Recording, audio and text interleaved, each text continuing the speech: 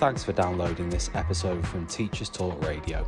You can find the full schedule and listen back to all our shows at ttradio.org. Enjoy the podcast.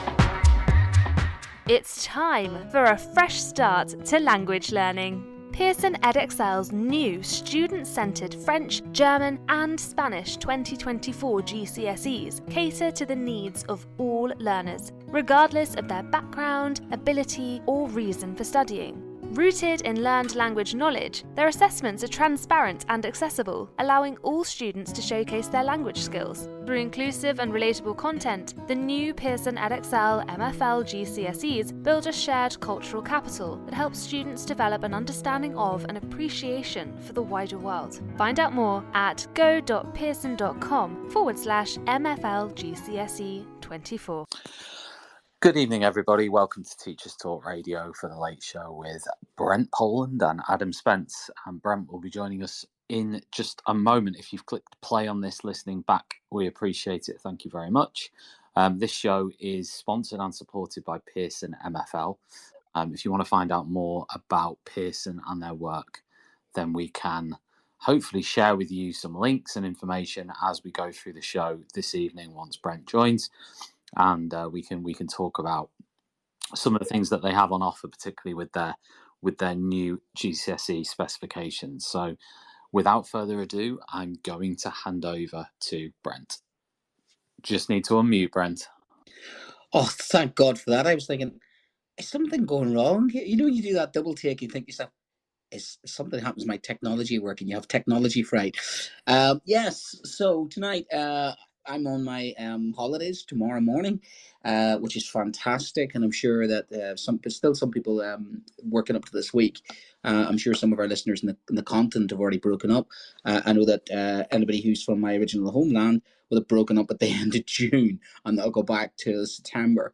And I know certain people have been having a go at certain people who still, despite, the summer holidays, educators don't rest. We don't rest. We kind of put things to the back burner. But we're always looking for opportunities, aren't we? I mean, that's the thing. I'm taking my children away on a trip, and I'm always looking for the educational value in what I'm doing. Which brings me to what tonight is really going to be about, which is what is the educational value in school trips? Because my theory is that educational trips, much like many other things, are one of those things that are slowly dying death by a thousand cuts. The first time I was on a residential was last week.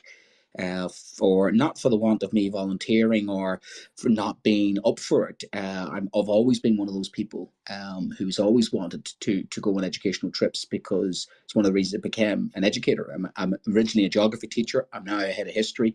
I've always loved both subjects.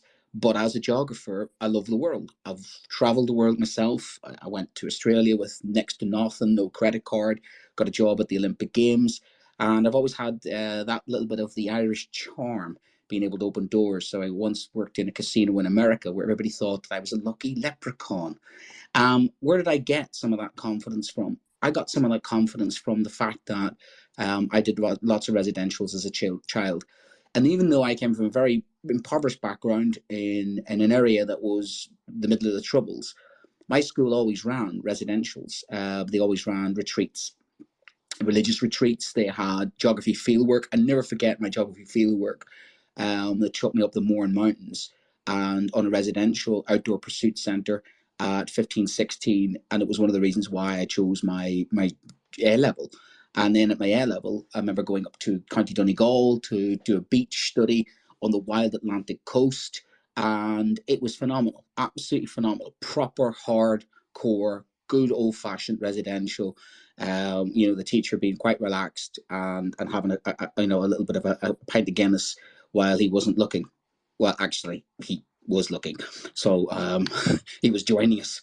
So that's the thing, is that's what it's going to sound like, good old days. But that was the good old days. We went on residentials. Children didn't have 75 different dietary requirements. There wasn't 55 pieces of paperwork to fill out. There wasn't evolved systems. There wasn't, multiple telephone communications devices that children could stash God knows where and let their parents know what's happening on a residential before you've even found out what's happened on a residential.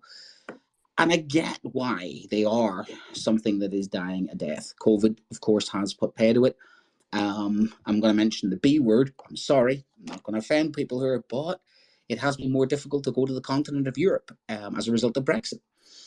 So, cost of living crisis, children can't afford, parents can't afford, residentials. So, and also is the willingness within the teaching profession as we've become more corporate. And as people are becoming more corporate, you don't get paid for going on a residential. It's a point I made to children last week. After 3:15, or end of school time. I mean, that's it. This is free. This is the time that I'm giving towards them. And when they weren't going to bed at 1 o'clock in the morning, I took their free time off them and reminded them that I had, given up being with my 2 young children to be here. And I had no problem saying that to some parents when it was quite clear that their children weren't behaving. As I'm here with your children to ensure that my children don't see their father this week, but thanks very much for that. And I have no problem guilting people into that, because the fact of the matter is it's a big ask. It's a big ask. It's a big ask and a big responsibility. And in the world of litigation and the world of blame culture, can I blame some of my colleagues if they don't want to take A, the risk, B, the hassle, and C, what are they going to get from it? They're just going to get criticism. Thankfully, at the end of my last residential last week, there were quite a few parents that stayed behind. They knew it was the last week of term. They knew we were exhausted. A couple of handshakes, a couple of thank yous, a couple of well dones, a couple of how did you cope, and thank you and fair play. And that makes it all the worthwhile. I've still in touch with a lot of my ex-pupils over the last 20 years. Some of the best memories I have of them were found on residentials. Ski trips in Chevalier in France, international exchange, Dubai, the UAE. I've taken children to Nepal to doing a world challenge where we've climbed the Himalayas, nothing more amazing. Taking trips to the battlefields in Ypres, which is absolutely phenomenal. Haven't done that in 7 years. Again, the person who had the expertise of that left the school. And as a result, I just haven't been able to find other people to help me organize that trip. But we used to have a biannual trip to Ypres and Thiepval. And you sort of said to the kids, we were taking you to the battlefields of World War One. We're taking you to graveyards, which sounds like a Tim Burton movie. It sounds quite macabre. But there's nothing more powerful than taking a 15-year-old to the grave of a 15-year-old and watching their brain just try and understand that someone their age fought and died on the battlefields of Passchendaele. It's extremely powerful. It's a very, very powerful moment. And I've done that where I've had, very hard to reach, rebellious student who many said, you shouldn't take this kid on a residential. You shouldn't take him what a risk you're taking. You're silly. He doesn't deserve it. And myself and my other colleague, the head of history at the time, thought, no, this is the perfect trip to wise him up. And I never forget when he was standing next to the grave of a 15-year-old, and he just basically had a complete meltdown. He just couldn't understand it. This person's my age. What was he doing here? Why? That this is ridiculous. And the feeling that was defining in that moment of that young man's life was palpable. I could feel as if there was a cog ticking and that some seed had been planted and some idea and some version of the world is now in a parallel universe. That boy is a different boy as a result of us taking him over there. But that again comes back to the times that we were able to do that. I haven't done that in the last 7 years. I haven't been able to do that in the last 4 or 5 years. And equally, the funding's not there. But if I was given time, unlimited resources, would I take children to the likes of Auschwitz? Absolutely. I'd love to take children. And one of the things I always advocate, any sixth form child or any school, any sixth form college, I think they get funding for a sixth former to go to Auschwitz, Birkenau, Monowitz. And I've always encouraged any of my pupils when they go to college to apply for that, because that again is extremely important for shaping their sort of understanding. And they have to go there and come back and then disseminate what they have learned for others. They don't just go there. They've got to come back and they've got to do talks about it and they've got to express what they've found out to the rest of their college, which in itself is quite, how do you communicate what the visceral sort of the visceral feeling you get when you see the gas chambers or or the cold chill in the air when you see the cells of those that were tortured. How, that peer to peer is extremely powerful. And I've seen one of my ex pupils deliver a talk on that, and coming from a young person to other young people is phenomenal. So the power of school trips is unbelievable. I mean, but yet it is something that is no longer really a priority. It's no longer something that is high on the agenda. It's an add-on. It's a kind of, well, if we get round to it. And this is on Gove. I'm not going to make a statement about Michael Gove, but I do want to make a very, very clear I am going to make a statement. I think it's absolutely disgraceful that the fieldwork element of subjects like geography has been completely delimited, and the coursework element and the fieldwork element of geography has been, I think, downgraded. And certainly now, if I was reflecting on who the learner I was at 15, 16, and I wouldn't be getting the same experience that I got as a young geographer at 15, 16, where I was doing my measurements and actually out in the wilds with within safety. Don't get me wrong, I was a bit reckless for my age back then. I probably was a walking risk assessment myself. These days now, I would probably not want to take a kid like me on a residential, because I was a little bit of a live wire. But I was just curious about the world, and that I had the confidence to be curious about the world. And I'm so glad I got the opportunities, even in a secondary school when I failed the Olympus, even from a poor background. There was more enough assistance there. The school subsidised those trips. My World Challenge at 18, which probably changed my life, I went to Ecuador, South America, as a kid growing up in the Troubles. In 1996, the Northern Ireland was an absolute, the summer was mental. Drumcree was going, the marches were happening, post vans were burnt, the place was going up in flames. It was absolute bedlam. But I wasn't there. I was in the wilds of Ecuador. And it shaped, in many ways, it shaped one of the reasons why I went to education, because what I saw on that school trip, because it was technically still a school trip, was abject poverty in the third world, as it was then. And it made me change my degree. So a school trip has changed the course of my life. And I'm not exaggerating. A school trip made me think very carefully about the course of actions I was going to take in this world. It took a kid from the back end of Northern Ireland to South America, and what I saw there and what I experienced and what I witnessed there put me on a completely different course, which is why I was volunteering to do again the same thing. And 6 years ago, when I went to the first World Challenge in Nepal, I said exactly that to the parents of the children who were going. This could define you. This could be a life-changing moment. You'll go see the world. It's fantastic when I've had applications come in from pupils I took on those trips from Camp America. I've had kids who have then gone and traveled again, and they've used me as a reference to say, about their leadership skills they had when they were leading that expedition, when they were, budgeting for it. So any of those trips are fantastic, but they are expensive. And my students had to fundraise for practically 2 years. And nothing more satisfying when you see kids from a very impoverished working class background at deindustrialized area of the Midlands saving for 2 years solid, doing 3 and 4 part-time jobs to actually fund themselves on a school trip. But that school trip only ran because of 2 members of staff who were brave enough, silly enough, and probably foolhardy enough to actually do that. And again, the comment in the staff room was, are you taking that child? Are you taking that child? But it's going to happen during your summer holidays. I give up a week of my summer holidays to do it. And when you're looking for volunteers, the volunteer pool started to get very smaller and smaller. It's funny, when people thought that was going to be, sitting on the beach for a couple of days, that was, yeah, I'll do that.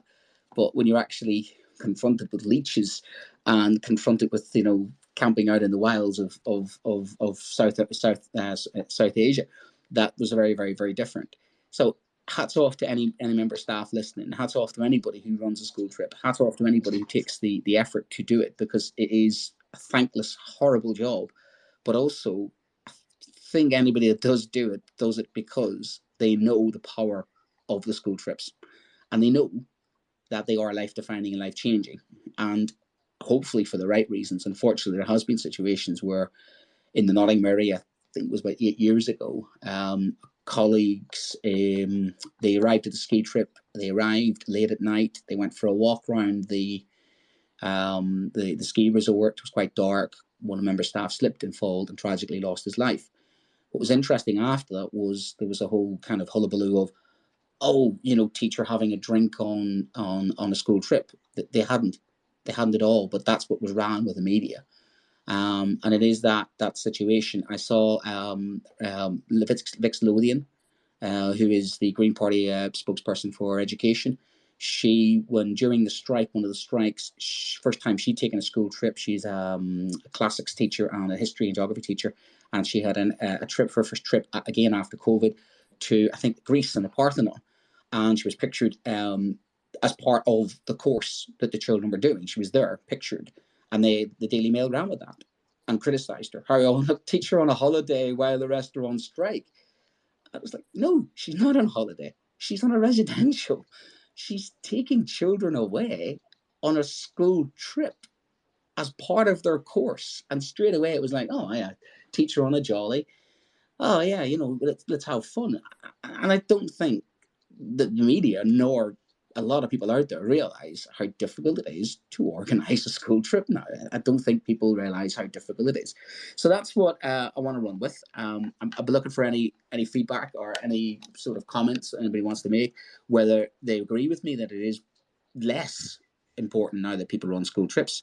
And that being, I think it's actually more important. I think with everything going on in the world, I think it is more important. But of course, the environmentalist in me is also thinking, oh, well, should I be encouraging overseas school trips? Don't worry, I have planted 800 trees in the last couple of years. Yes, my school grounds are going to be a little bit of a mini forest. So one of the things I made sure was ethical travel as well. So I have, when I've taken the children away in the last couple of years, I've always ensured that the offsetting happens, because, again, I don't want to be criticised. I'm a person of an environmental background, therefore I've had people say that to me. I've had actually people attack me online and go, oh, you're an environmentalist, you're encouraging travel. I'm also a teacher, and I'm also trying to imbue these children who come from very impoverished backgrounds sometimes with a sense of the world. I can't really do that remotely. I can't really do that. Here you go, here's a virtual tour of Nepal complete with leeches. Doesn't work the same. And I've had criticism. I've had people troll me on that. I've had people criticize me on that, call me hypocritical because as someone from an environmental background. Oh gosh, how dare you travel? You're causing climate change. I'm taking children away, and the company I've gone with I've checked out their offsetting. I've checked out their ethical policies, and I am going. Hopefully, fingers crossed. Again, we're restarting our next expedition to Borneo. Next summer, which will again run 1 week into the summer holidays. So we might get a Teachers Talk Radio from the jungle next year, which would be great. So I've got Adam here, and Adam's currently in Portugal. Yeah, hello from Portugal. I feel like I couldn't have made this up. I feel like it's the Eurovision time, isn't it? Hello, it's Adam from Portugal. Hi. I give Brent le poir. Why are you unique? Yeah, I'm good, thank you. Yeah, so I've been listening along. I think you've got it pretty spot on. I mean, we're out here with 13 year 12s, year 13s, and they have just yesterday completed 3 weeks worth of work experiences in Portuguese companies. So we've had 9 students at engineering firms and business, and the rest in kind of business administration and accounting companies out here in just north of Porto in Portugal.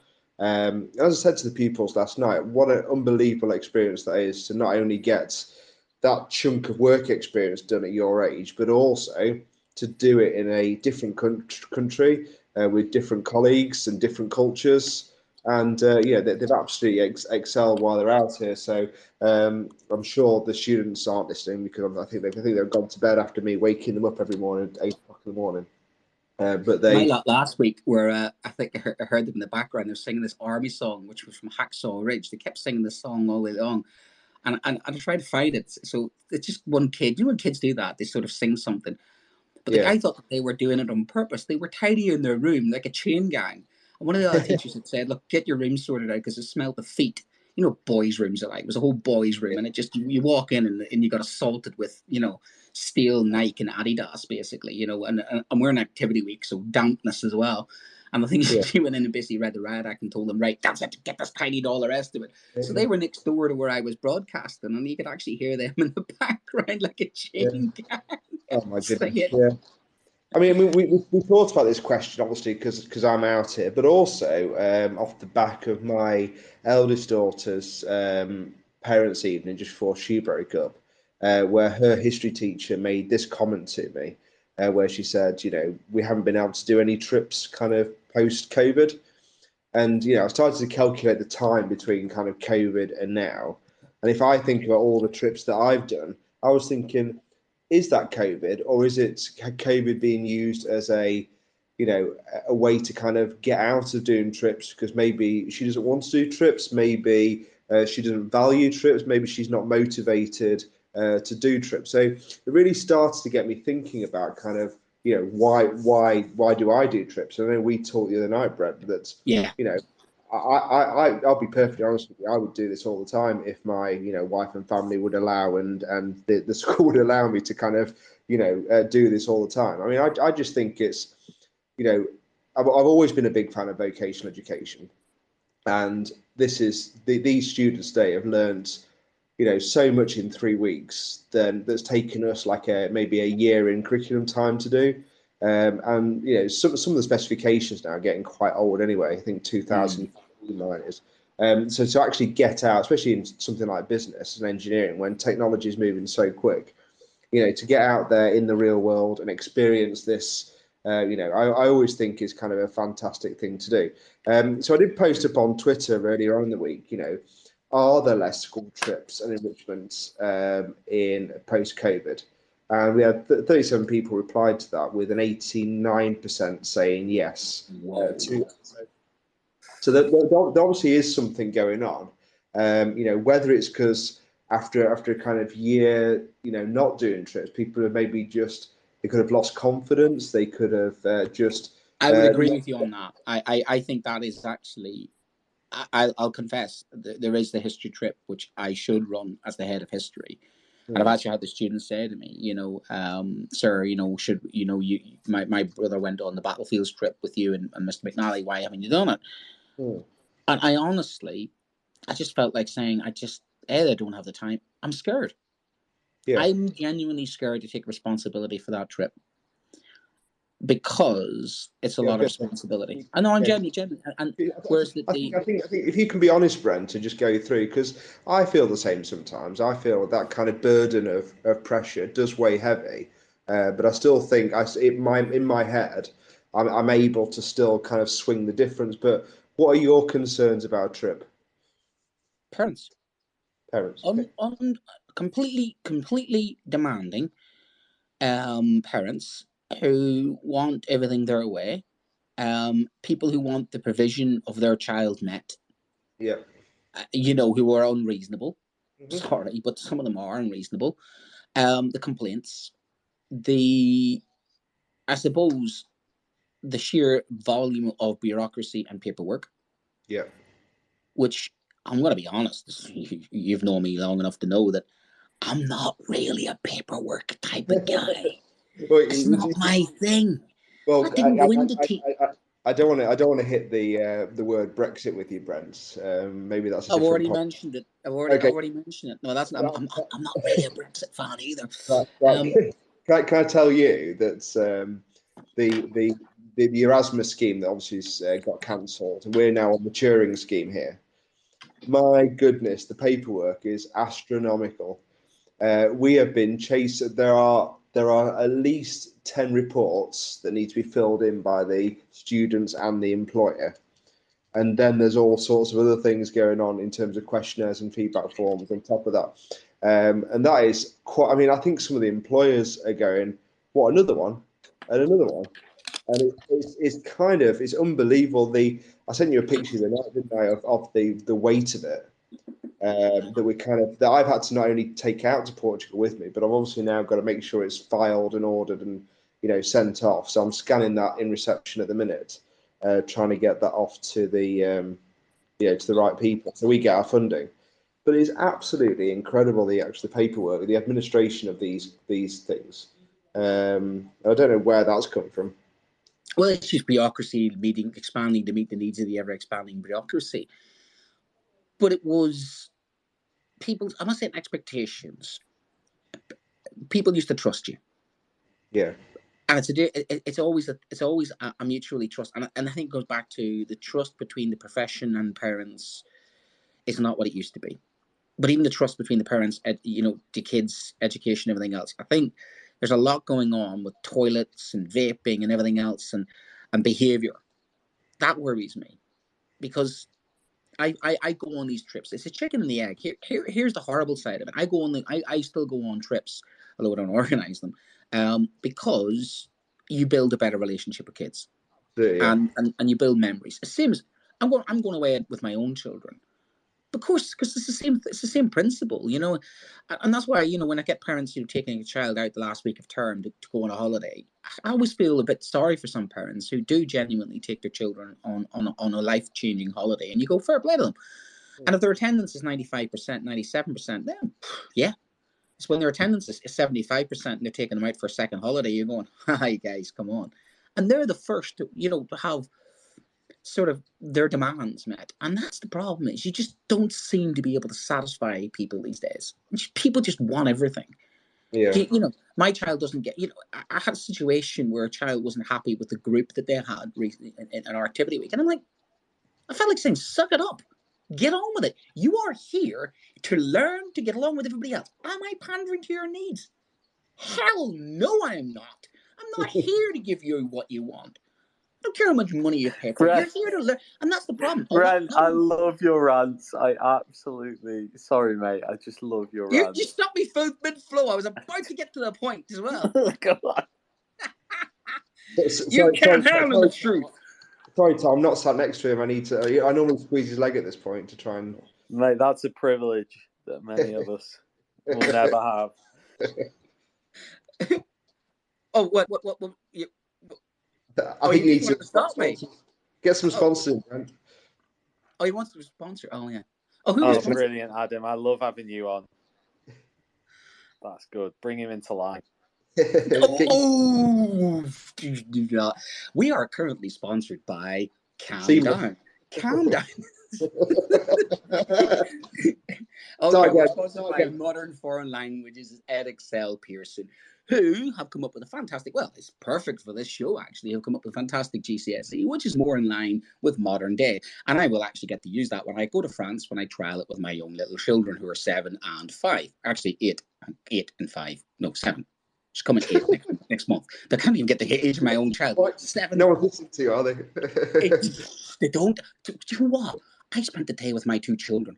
I'd happily go back to school in the morning. Honestly, it's exhausting. I don't know how primary school teachers do it. Younger children are absolutely exhausting, and they're never happy to as well. That's why you don't want to do school trips. Anyway, Pearson's French, Modern Foreign Languages in French, and what they've done is they've updated it in line with modern take and make it more accessible to our students, and that's ready to launch in 2024, which is just next year. And of course, I fully think that Modern Foreign Languages, because it's not just, of course, French, it's a modern foreign language, and you need to translate French into the mother language, which increases their ability and their confidence in not only speaking a foreign language, but in also communicating their own language, which is something that is very, very important. And learning a language is always opening doors to travel, which is something I hope many of our children do, but sustainably. And obviously, if they do Pearson's Edexcel, they'll be able to do that a lot more confidently. There we go. Is that okay, Tom? Did I work that in nicely? Loving that. Très bien. Très bien. Oh, so, that sounds a bit like you would call it. What do you call them? Only Fools and Horses, Bless him. He definitely wasn't Pearson's Edexcel, was he? But Del Boy's French. Anyway, where was I before Tom just threw a spanner in the works? Children these days. Oh God, I'm getting old. I am getting old. But why do I not want to do trips? Yeah. I just genuinely, I don't want the hassle. It's just another thing on top of another thing, on top of another thing. And I'm caught between, I know how amazing they are, and I'm happy to be a subservient on a trip, which I have been recently. And I looked at two of my senior colleagues. I had a senior colleague and a head of year. And of course, they had the responsibilities, when it came down to it, and heavy wears the crown, because there were decisions that had to be made and calls that had to be made. And they had to make the calls to parents. And I was so happy and glad that I wasn't the leader on the trip, because I was sitting there thinking, well, every decision they had to make in real time on that trip had to be well thought through. But it was a team effort, and I went there with a couple of colleagues who I trust and have known for, one for 19 years, one for 16 years, and another who's a fantastic new colleague after even a couple of years. But we were a good team, and that comes down to it as well. You know who you go on a residential with. This is important, because I've got to know lifelong friends through going on residentials, not just the children, but I find it fantastic to actually get to know my colleagues, because you've really, once you've shared a room with one of your colleagues, because that happens in residentials when you have to share rooms and you realize how much of a warthog somebody snores like, then you sort of really get to know, people. And that's, I think you should name. well, but that's the thing. Some of the best memories I've had that have sustained me in dark, cold nights is like, the dark, cold nights at Stoke, on a Wednesday night, as they say, that's when, you're a Premier League footballer. It's the same. How do you know you're a teacher? When on those dark, cold nights, what sustains you in the profession? I think Tom put that up and says, what's one of the secrets to longevity and sustainability with anybody who stays in education? Fun. Just fun. You have to have some fun. You have to have something to look forward to. You have to have something to break the monotony. And, residentials and school trips can be just as fun for you as they can for the kids. But are they as much fun as they used to be? Are they, now just so sanitized and so safe and so sort of double checked and triple checked and bureaucratic that the fun? And I'm going to sound like an Irving Welsh novel here, The Beach. Are we reaching that point where even traveling around the world now is so much fun? Not as much fun. Maybe I'm showing my age here, because in the time that I traveled around the world, there was no credit cards, there was no mobile phones. It was just basically send a smoke signal up from my parents 12,500 miles away and say, your son's in Australia and he's gone. Now it's kind of like you go to a backpacking hostel and everybody's got a laptop and they're talking to their friends at home. They don't talk to each other any longer. But it's the same as our kids. They don't talk to each other any longer. They communicate with electronic devices. So is it something in the future that residential trips will be some of those things that we look back on like a carry-on? It was one of those things we used to do at school. Wow, you went on residential trips. Yeah, we just do a virtual one now.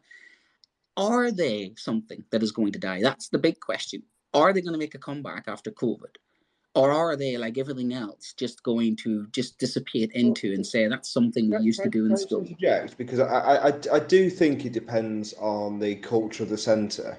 The school that I'm at the minute is very into this, and if I just think about the last 2 months, we have had teachers and staff in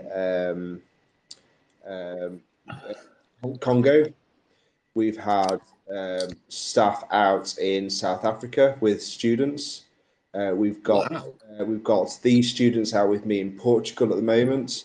And there is a group of students who have just arrived in Zambia doing a construction project.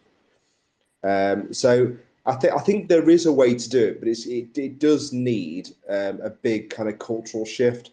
We essentially have a department to basically organise the trips. So in terms of us, I'm the trip leader out here at the minute. In terms of what I need to do, obviously I need to be present and I'm fully briefed and everything. But there's a team that kind of has already done the recce, done a lot of the kind of risk assessment and everything else prior to my visit. And then what we're doing is we're kind of then briefed in-house and then trained on anything that we need to do before we go out. And I know for a lot of schools that's just not doable. But there are lots of schools that do it, but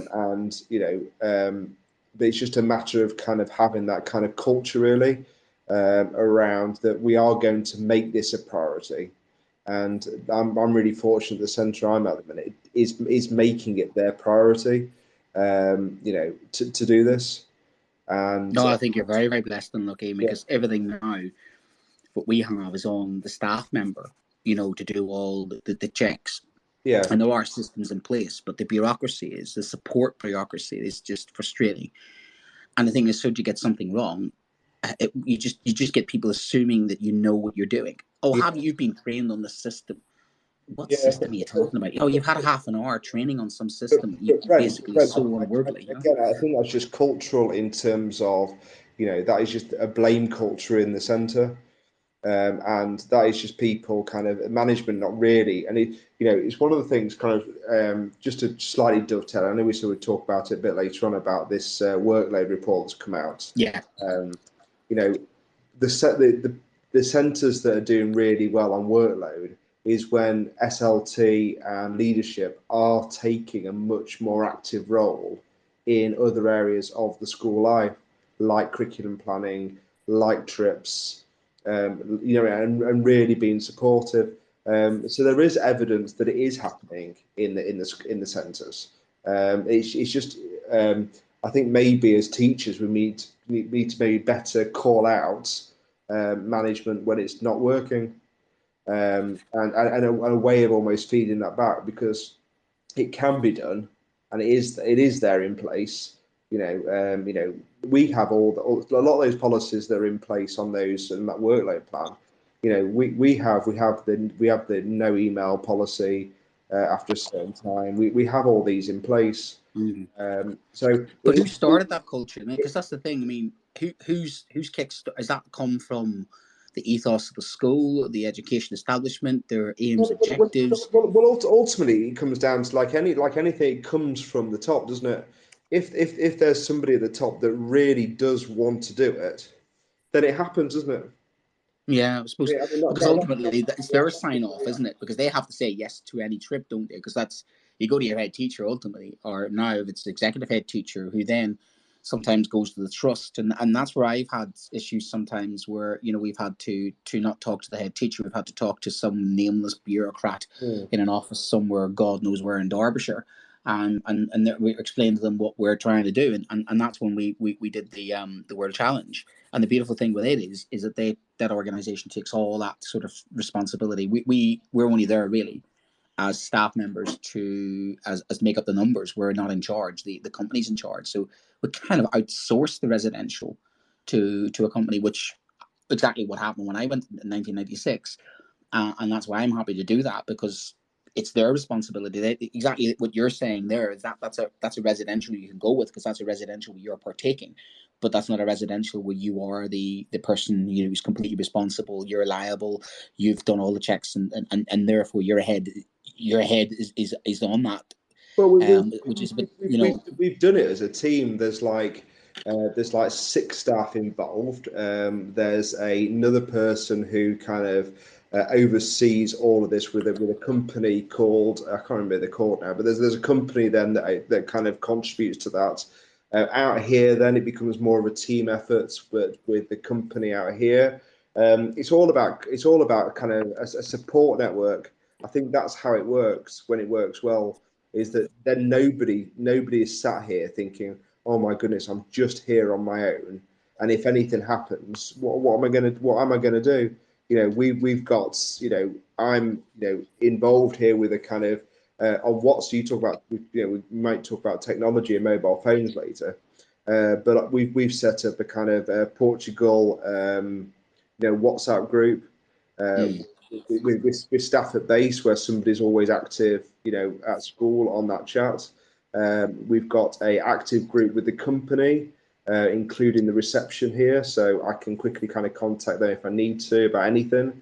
So it's about a bit more of a collaborative support with this, and so all I've done here really is be like I would be at school, like a teacher really.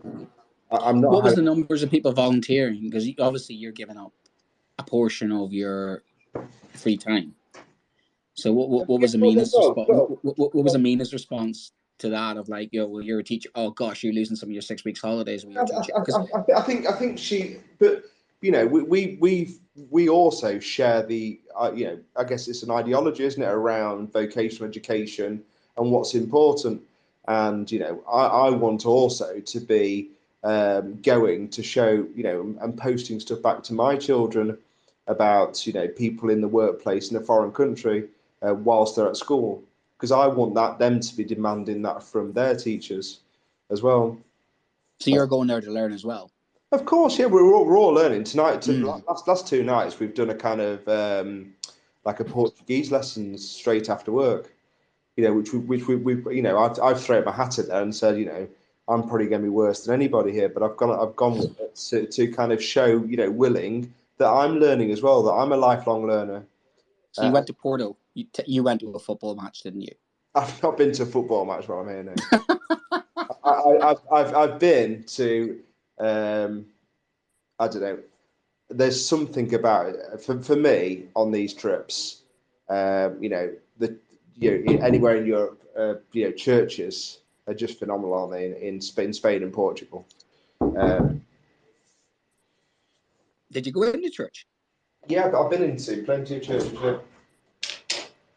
Wow. Just bear with him. Oh, here comes a crisis on a school trip. We're live. that could be an art imitation of life. Yeah. You back? Yeah. Sorry, there's the students are just paying for a trip tomorrow. I'm just trying to sort that out while I'm getting on the. You multitasking. I've got a lot. I'm uploading pictures to this kind of school site from today's presentation. I'm talking to you, and I'm counting euros for a trip tomorrow. What's the trip to? We're going to the local town, which is Braga. Oh yeah, Braga's got its own football team. Yeah, I know where you are. I've got its own football team, yeah. But, yeah. They just want a kind of day out in the city, so we're just sorting that out. And how that's 17, 18 then, isn't it? Yes, yeah. I think most. There's a couple of year 13s. There might even be 19 actually. So we had the conversation about substances and stuff like that. How's that going down with the behaviour and the discipline? Do they have a code of conduct? Because taking that age away is tricky in itself. I mean, they're easier because they're managing themselves. But... Yeah. So again, I won't mention the name of the company here, but they've also been very good and very strict here. So there's not just us here. There's schools from there's colleges and undergraduate students also staying on site from Italy, Austria, Switzerland and Germany here at the minute. And there is a very strict code in terms of being on site at a certain time. And again, they've met the parents with us over Teams before. So we've had a kind of chat with the company as well as us, as well as the parents and as well as the students. They signed a code of conduct before they came. And again, that didn't come from the school. So maybe this is a bit more important thing. The code of conduct didn't come from the school. It came from the company out here. It kind of looked like they're signing something with the place that they're staying at as well. So I think it's kind of just a bit different. So there are consequences to them breaking the rules. Then is what we're saying. There are going into it, with expectations and consequences. Yes, they would essentially they've had to pay a deposit to the accommodation, and they lose that money if they break the rules here. Oh, I like the sound of all that. That sounds very well organised. How expensive? You don't have to say it, but is it expensive for what it is? Because that's the other thing. Well, it's through the Turing scheme. So completely through the Turing scheme. Completely through the Turing scheme, yeah. So I don't think that there's any cost at all. That's why it's so keen to get all the paperwork done. That's the only. Wow. That's the only pressure. I think the advice to give to anybody then is get onto the Turing scheme. Then, basically, is what you're saying. Yes. Yeah. I think it's been brilliant. But that used to be the Erasmus. That cheering scheme is the equivalent of what was the Erasmus program, if I'm correct. Yeah, that's right. Yeah. So there is a subtle sort of benefit to what's happened. That's because that is one of the things that they said they would ensure post-Brexit, that they would ensure that there was some exchange schemes. So fair play, that is one of the things that has been saved, is what you're saying. Yeah. Well, it hasn't been saved. They've just had to kind of re-establish it. Be interested to know. I'm interested to know the numbers of what was on the cheering scheme too, compared to what Erasmus was, and then I suppose you're it's not really a fair comparison because you're dealing with two different times as well. Because it's hard to get a read on comparing different times and saying, well, is Brexit? Is it COVID? Is it technology? Because here's the other thing as well: is in the digital world we live in, there's less need, the same as travel. People are working from home now. Maybe residentials are losing their kind of pull because you can now, you know. And the other thing is you look at parents taking their children away. Children now go on a lot more exotic holidays than what I used to get. So a residential for me was something a bit more amazing comparison to, you know, going camping down in Wicklow, which was ours. Oh, here we go again with the camping tent down in Wicklow. What I'm saying is that children now have a greater variety of choice. School trips aren't, I suppose, as glamorous maybe as what they used to be, because school trips used to be something that was maybe a once in a lifetime. I'm just hypothesizing as to another reason why potentially school trips aren't being run as much, because everybody's suggesting, you said 89% of people, and anecdotally I can feel it, that there is a lot less people going on school trips for, I think, all of those reasons, that the risk, the recruitment retention crisis, Brexit, the cost of living crisis, the fact that children now go on more exotic holidays, why they need to go on a school trip, curriculum changes, less coursework demanded. So all of those do start to add up into less trips. But yet the irony is that what you're saying and what your evidence is, well, he's just popped off, bye Adam, is that school trips are something that is intrinsically good for children, and yet we seem to be doing less of them. I'll go to our sponsors now. If Adam's going to come back, maybe he's got something to deal with. I know Paul's going to pop on later on as well. He's just dealing with something. I've got let's see who else I've got. I've got Noreen in here. I've got VAR Loyal. I've got let's see, that's yes, and Paul, my good friend from Merseyside, Paul Falls, and he's in here as well. And we have a hand up from Tom. That's me saying I'm here. Oh, I can't forget about you, Tom. God knows if you can't be forgotten about. You've been winding people up enough recently. I mean, goodness gracious. I think you're trying to start Twitter storm. Your inflammatory tweets. Love it. You're just like me. You're such a Socratic individual. Honestly, Tom, why don't you just go away for 6 weeks? I feel like defending you now. I can't believe people are criticizing a guy who runs Teachers Talk Radio for running Teachers Talk Radio through the 6 weeks holidays, because one of the things we often say as teachers is we actually don't always take 6 weeks off, do we? So we don't take 6 weeks off, and not even Teachers Talk Radio is going to take 6 weeks off. So I'm be popping in and out of the next couple of weeks. But we'll go to our sponsor, and the sponsor is Pearson's Modern Foreign Languages 2024 specification, which has taken into account updated language, new language models, and is more accessible to the students because it's using bang up-to-date information. A lot less than what I was when French was at school, when we had the guys with the beret caps with a cigarette hanging out called Gaston, who were taking us to the horse meat butcher's shop. I don't know why my children going to France tomorrow aren't going to need to know tournée à gauche to the horse meat butcher shop. So Pearson's Edexcel is a lot more contemporary, bang up to date, and that's their new Edexcel specification ready to go in 2024, which is next year. Also, if you are interested, you could become one of our Teachers Talk Radio disc jockeys. Not that we play any music. You could ask me to sing. I have sang before in Teachers Talk Radio. I did break into song last week on my residential. The kids recorded it and they're uploading it. So you'll probably find that somewhere on TikTok by next week. It'll probably go viral. Crazy Irishman doing singing. I think it was Stand By Me with Yes, Stand By Me at the top of my voice in an old house in the middle of Wales. So that's Teachers Talk Radio. You want to come and join us? We are a hive mind. You will be assimilated and you will become part of the Borg, where your uniqueness will be added to the hive mind. It is Teachers Talk Radio.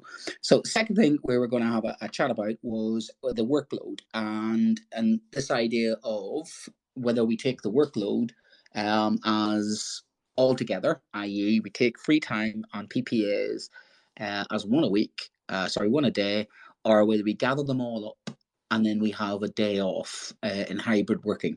So there's conversation about whether we have how we get our free time and how we, as educators, how we can work more flexibly in line with modern working practices. And again, this is in the backdrop of the recruitment and retention crisis, because in the world that we live in today, when people have dual income households and the career that is teaching is difficult as it is, we're seeing a lot more individuals who are, well, let's just be honest, leaving the teaching profession because they don't feel it can fit around the lifestyle.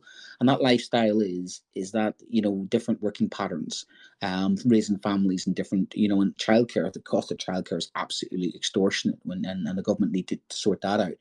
So it's just not working. When you see other professions which allow career breaks, I know Australia, after 5 years service, they give you 3 months off. The burnout rate in the UK education system, especially more so England, is very high. We know that 40% of people, 40,000 people leaving last year. We can see people leaving within 5 years.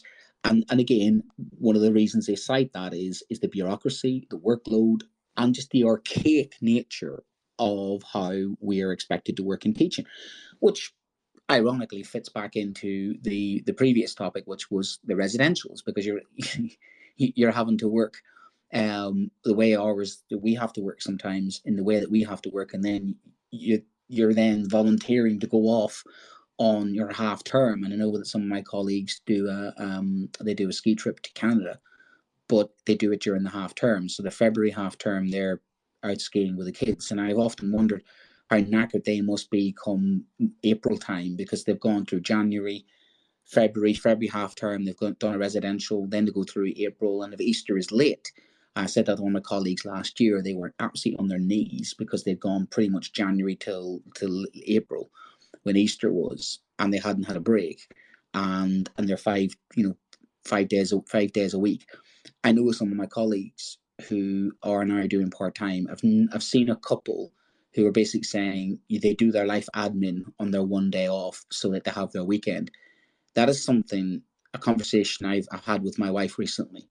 For longevity of my career, doing 20 years in teaching, I think now that I've reached that stage in my career and my life, that I want my weekend back, because one day of the weekend is designated preparation, marking, planning, schoolwork. And that means on a Sunday, the hefty chunk of my Sunday is pretty much spent doing teacher work. And I feel guilty as a parent, I feel guilty as a husband, I feel guilty as a father, that my children don't see as much of their father because he is working, because that's the nature of the job. And my wife doesn't resent it in a way, because she knew she married a teacher when she met me. And that's part and parcel of what the sacrifice we make as teachers. But for others, that's just too much.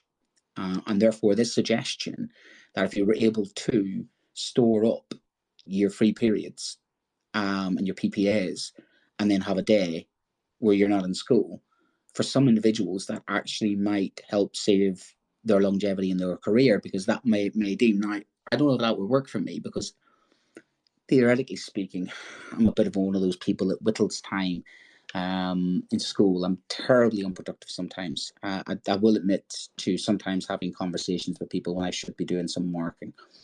And you get the couple of types of teachers, don't you? You get the ones who are so disciplined that they eat their lunch at their desk, they leave at 3:15 because they've done all their marking, all their work, and everything in school. And I don't know how they do this.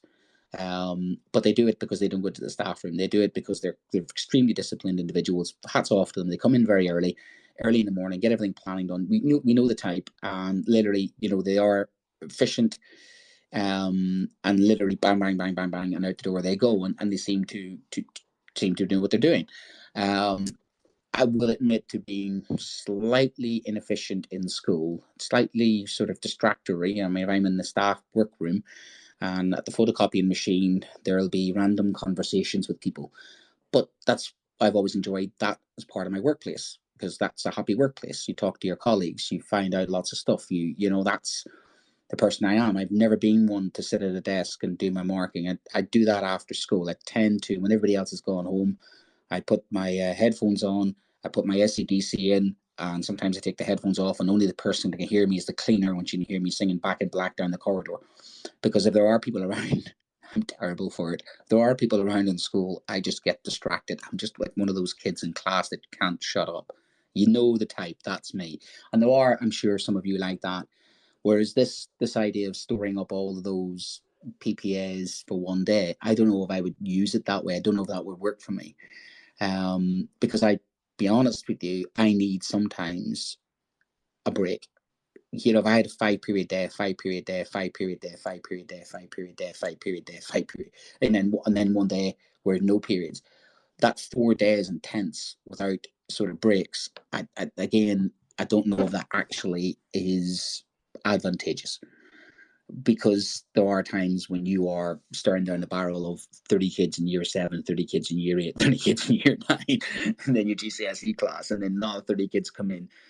And imagine, you know, you have that 4 days solid, you know, 20 solid periods. That you know, I'm sure anybody who works secondary would agree with me. When you see your primary colleagues and know what you're thinking, you're going to go, wow, but we do that all the time. You know, we stay with our kids. Yes, you do, and I don't know how you do it. I honestly don't know how you do it. You have my uttermost respect. Secondary is more intense in some ways. More kids come in and you have to go do. You don't get to relax as much because everything's a bit more stressed out. You know, kids come in, you got to set them up, and you got to bang, you got to get the tasks done as quick as possible. I think the way secondary is so inefficient compared to primary. You know, so inefficient. Just when you get some progress done with a child, the bell goes. It's one of the problems of education, you know, and kids have to take themselves out 5 days, you know, 5 different lessons and 5 different subjects. And the same with you. You've got like, I can go from last year I was doing physics and English and history. So I could go from, you know, doing a lesson on Shakespeare to then doing a lesson on specific heat capacity, to then doing a lesson on the other side of the school on the Holocaust, all within a matter of 3 hours. And trying to put your head around that is the same as, suppose, the children themselves. They come into a classroom, there's a very different teacher, and there's a very different setup, and there's a very different, you know, set of subjects. So primary, I get that, you know, in some ways you have that time sometimes with the same children that you can get caught up with stuff, and maybe there is a bit of, I'm not saying downtime, but you do have, I think, a very different way of working than secondary, because secondary is more bang. It's like you're running 100 meters, stop, running 100 meters, stop, 100 meters, stop, 100 meters, stop. And it's a bit like that, stop, go, stop, go, stop, go, stop, quite intense. And I know I come home after a 5-period day and I'm absolutely wiped. I'm literally, physically and mentally exhausted. And I know that Tom put a tweet out recently, and he said about what would you do at the first couple of days after, you know, the summer holidays. And literally, my wife has been married to me that long, you know, 13, 12 years now, and she knows that not to plan anything on the first weekend that I'm off school, because my body just literally just go boom, and I crash. And physically and mentally, I think I'm only nearly there now where I'm relaxed. And she even remarked to me the other day and says, "Oh gosh, you've been listening quite a lot." I'm not the best listener in the world. I'm a terrible husband sometimes, but well, she's next door. She's not listening. But she's just, "Oh, you're listening more." I'm like, that's because I've not been at school, and my head isn't buzzing with what happens at school. I'm not exhausted. I have the time to. How was your day? How was your day? And those who are married to teachers know what they mean about that, because we come home and we're almost like, I feel like sometimes locking myself in a room for a half an hour and just basically decompressing. It's an absolute assault. So workload, if they can come up with ways that work for different people, I think they should offer options. And for some individuals, that option of having all your PPAs at one may actually work. For others, it may not. But that in itself, even to start the conversation of let's think about how people work, and how best people work is not how teaching's always operated, because much like the children, it's interesting, we're in child-centered education, but we're not in teacher-centered education, are we? Because we're just uniform. It's funny that we're expected to conform to expectations, and yet the children aren't. But yet children are many versions of us. I can go on like the children sometimes. I am like the children sometimes. This is one of the reasons why I get on with the children, because I'm pretty much like them. And we are, because our brains are wired like them as well, a bit more mature. But, we're still human beings. We still get exhausted. The children get exhausted. When kids try and say to me, oh, you know what? Hold on a second here. I need to go to the toilet, sir. I'm like, I'm 19 years in teaching. I've never once left the class to go to the toilet. So we need to be looked at as the same way that everybody else is looked at, as not as an infinite resource that we need to be managed. Paul's popped in. So, hello, Paul. Hello. How are you, my friend? I'm not bad. I was phoning up for a request. If you could sing Killing Me Softly by the Fugees. I just thought it'd be a very good teacher type song. Oh, well, there is the original by Roberta Fleck, isn't it, as well? Oh, there you go. Even better. Why do I suddenly feel like the Love Actually? Because that's Love Actually, isn't it? When he has to get up and sing "Killing Me Softly," doesn't he? Does he? I love that movie. I can never look at another nativity play without seeing an octopus. Oh, that is a quality costume. There you are. I tell you what, that's another space that you could do another time. Well, I played Joseph in my nativity play. I can still remember my nativity play, and Tanya Mulligan was Mary, and Joseph and Mary had a little kissing scene as well. God, I love the 80s. Weren't they amazing? Now you imagine the safeguarding on that one, but goodness gracious me! Back in the 80s, it was like Bluey. So what was your residentials or workload, Paul?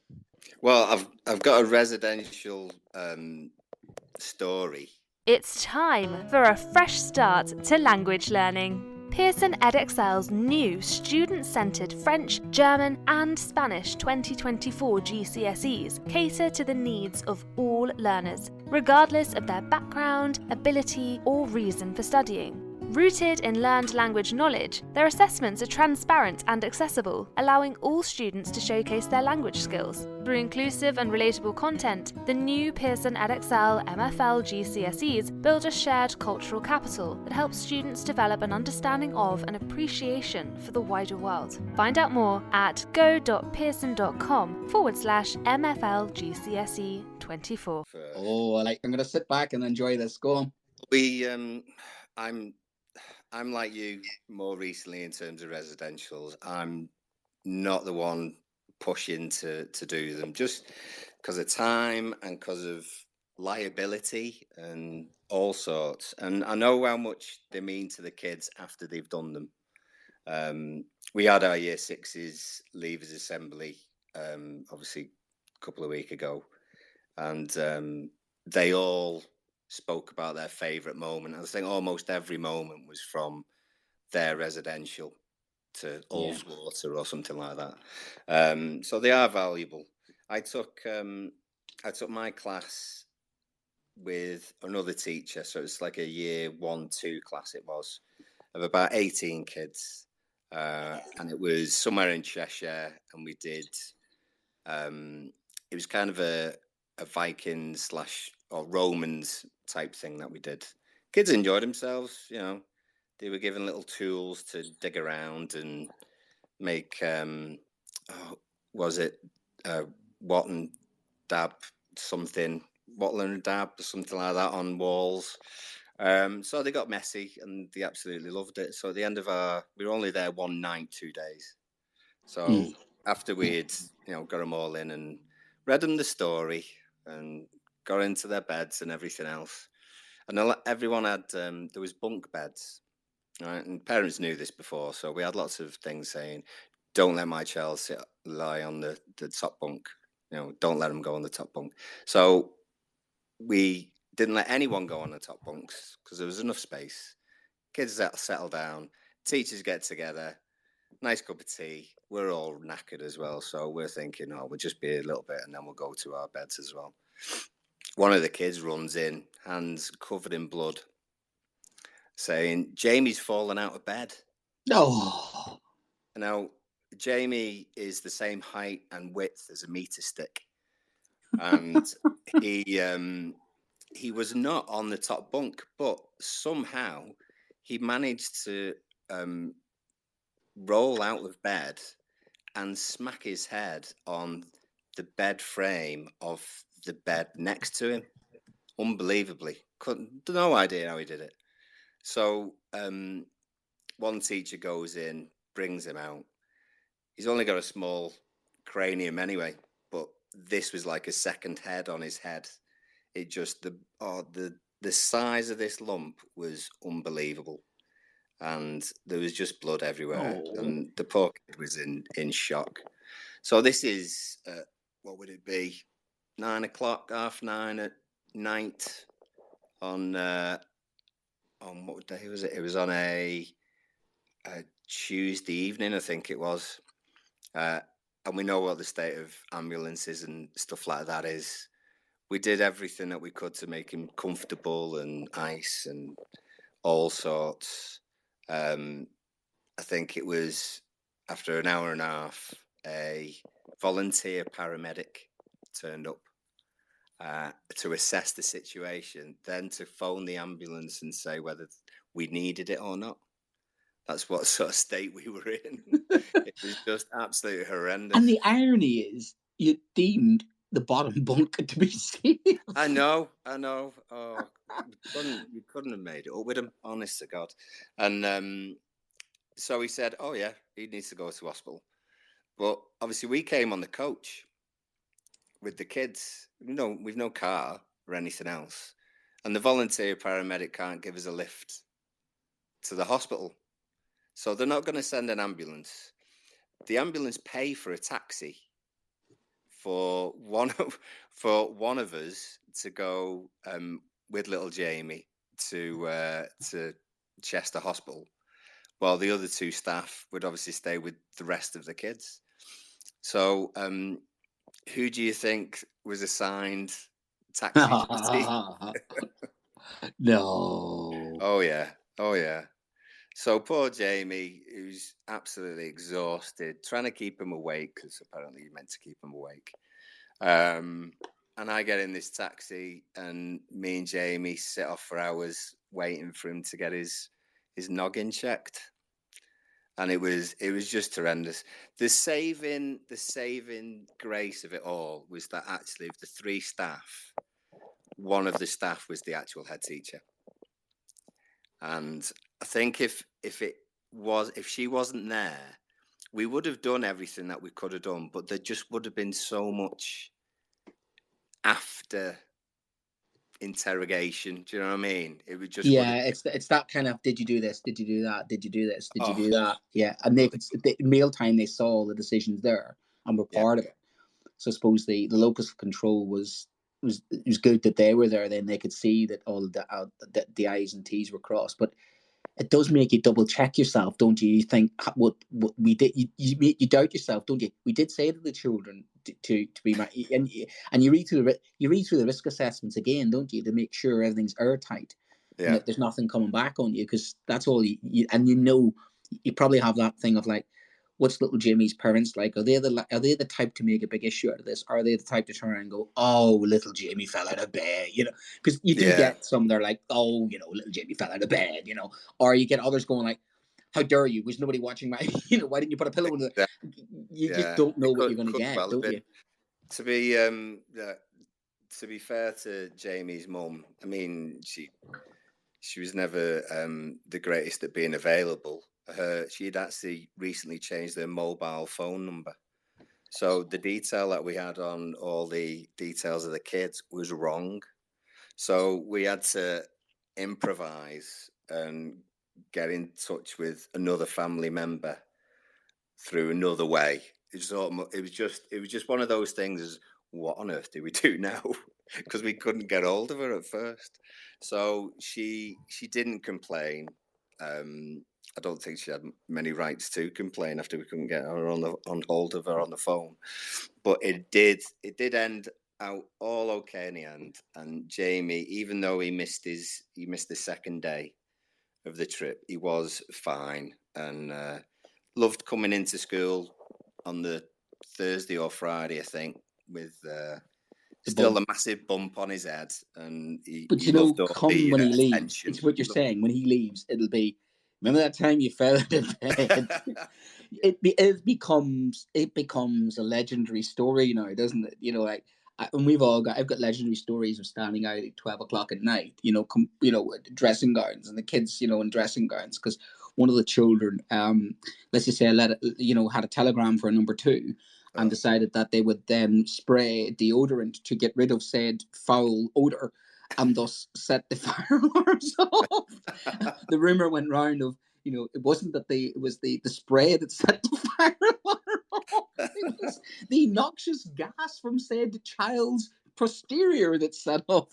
We all have. I mean, if you were to draw up a kind of one of those and write a book of funny stories from school trips, it'd probably be a bestseller, wouldn't it? It'd be a crack at that. Yeah, it wouldn't it? I once had a bunch of children.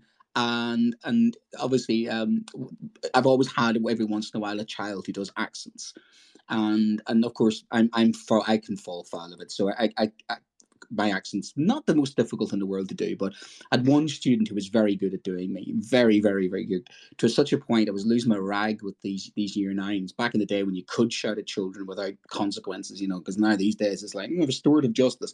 Back in the good old days, you could go up the corridor and basically, put the fear of God into them. You will go home. Your parents will be called. Next time I have to come up this corridor, you are going home. And they had Sergeant Major Poland basically unleashed, and he was not happy because it was 11 o'clock at night and these kids weren't going to bed. And so I came up at about 11:15 thinking they're all going to be asleep. They've had Sergeant Major Poland. So knocking the doors, heard some of the kids talking. It's like, what's going on? And they're packing. He told us to go home.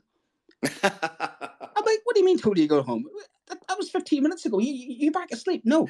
And the one room that wasn't packing, there was just sniggering from the kids. Until I says, why aren't you guys? And he just gave himself away. He says, it's me, sir. He says, show me what you did. And he went up to the corridor and he literally toned everything absolutely perfect. I went downstairs to my colleagues and I dragged them downstairs and says, would you show them what you just showed to me? And they were in absolute stitches. And I should have punished them, but I couldn't. How could I punish them? He absolutely completely destroyed me. I had to tip my hat to the kid and go, but that's it. That became a thing. Every year he produced a video. And he even had a website, Make Poland History, back in the good old days when it was Make Poverty Histories, like 2005, 2006. And again, this kid reconnected with me about 10 years later. And what's the first thing he said? Do you remember that time? Yeah, remember that time you ripped off my accent? How you doing? And he's doing stand-up. I'm thinking, of course he's doing stand-up, because he was doing stand-up. He's doing stand-up in year 9 when he was absolutely completely destroying his teacher by pretending. And that's the power of it, isn't it? That story then becomes he fell out of bed, and luckily, fingers crossed, of course, that's the thing, anything that happens, you panic, don't you? You try not to panic, but inside your stomach is churning. I'm sure that's what the feeling you get, isn't it? Your stomach is churning, like, what could happen here? And it's somebody else's children, isn't it? It's one of your own children. It's fine. Gosh. Exactly. And the thing is, in September, I've got Jamie again in my class, also along with his twin sisters as well. So if we are to do a residential somewhere, I will be packing them in bubble wrap. And they will the pillow under their bed. They will sleep on the floor with nothing around them whatsoever. Oh man! I had it last week. We had an incident with the marshmallow. And it was basically kids having a campfire, a marshmallow, and one of the children just walked past another child with a marshmallow, slightly brushed them with it. The marshmallow was stuck. And then the child did what the most instinct would be to rub it off. And then they rubbed the molten part. Oh, that was it. They didn't complain. They just went, I've got marshmallow. We started rubbing it. We're like, stop. They actually rubbed the really hot part. That was a hospital. Again, the child was absolutely, completely stoic. Was brilliant. Parent was wrong. Two colleagues went, and this is Wales. Wales NHS is fantastic. Straight into the hospital, no problem whatsoever. Parent was brilliant, but we were then having to do write up the report afterwards, going like, what mitigation is that? And you're like, it's just one of those things. There was nothing you could have done. Children just walking past each other with a marshmallow. And you're going, oh God, and we're all going, oh God, we're going to get it when we go home, aren't we? We're going to get it. But that's the fear of it, is the fear of something. There are taking children on a trip is a risk, isn't it? And as long as it is, there's everything in a risk, isn't it? I mean, every day is a risk, but as long as you've done everything to mitigate those circumstances as much as possible. But yeah, it just shows you that even when you tell them to sleep in the bottom bunk, they still have an accident. Yeah, so I'm definitely going to have second thoughts about whether Jamie's two sisters are going to be on the residential this year. But we'll see. Maybe we'll do it in some sort of soft play area or something instead. Oh gosh, the soft play areas. I mean, have you seen the children in soft play areas? Oh, I don't mean like a jelly beans. I mean something where it's really timid. But isn't the thing though, and it's risk and reward. And yeah. I'm terrible for it myself. I in my own life, I'm a risk taker. I've always been. I've jumped out of airplanes. I've fallen out of a tree. It was funny when the kids were climbing last week, and they were like, "It's high up there." I'm like, "What would happen if you fell from that far?" I'm like, your age, I fell that far. Put my tooth through my top lip. You'd be all right. You'd be fine. And the looks they're giving me, like, "Are you all right?" So I'm like, you're fine. Don't worry about it. And the instructors have been looking at me going like, "You fell from that height?" Yeah, I fell from that height by their age. How many bones have you broken? About 7, 6? Yeah. A couple of ankles, because that was the thing. And I'm going to sound my age there. I went swimming in the sea, you know what I mean, when I was 7 or 8 years old. Yes, my older brother was there. I mean, I sort of equate my childhood to an episode of Stand By Me with River Phoenix and those guys going looking for a dead body. These days now, they can't go 5 minutes without a text message saying, "Are you all right?" You know what I mean? Yeah. We were told that we were kids. Oh, stranger danger. Never get into a car full of strangers. No, there's none of that. I just think maybe I'm getting very old and very cranky, but I think health and safety is important. Absolutely. But maybe we've become too, as you said, you just hit the nail on the head, haven't you?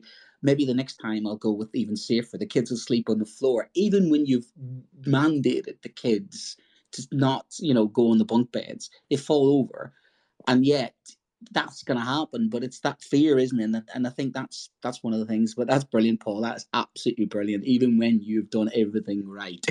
I know you can't. You can only do what you can, can't you?